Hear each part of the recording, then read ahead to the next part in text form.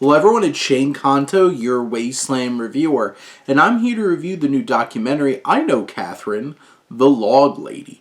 And this is from director Richard Green and focuses on the story of Catherine E. Coulson, who was an actor and did some other work in film, and most significantly, was a player in some projects for David Lynch, specifically in Twin Peaks where she played the Log Lady.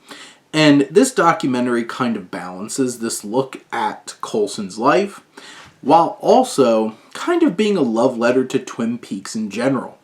And this film really starts off with this eerie and strange kind of aura and aesthetic that really does line up with the same kind of aesthetic that you would see from a David Lynch film. And that certainly grabs your attention at the beginning, especially when one of the first people that you hear from is David Lynch himself.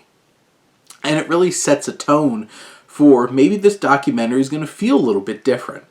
And overall, I think structurally and tonally and presentation-wise, it is still a pretty standard documentary that really relies upon archival footage.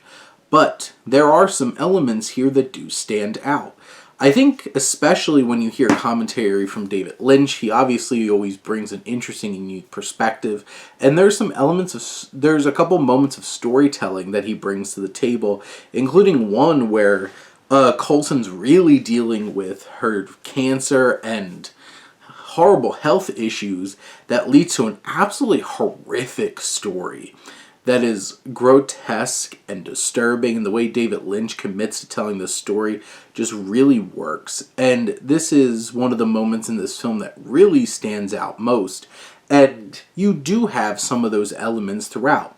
Now, from Coulson biopic documentary standpoint, it hits elements of her early life. It does hit on some of her elements behind the camera, like working on Wrath of Khan and other films like that, and her experience with almost getting into Eraserhead.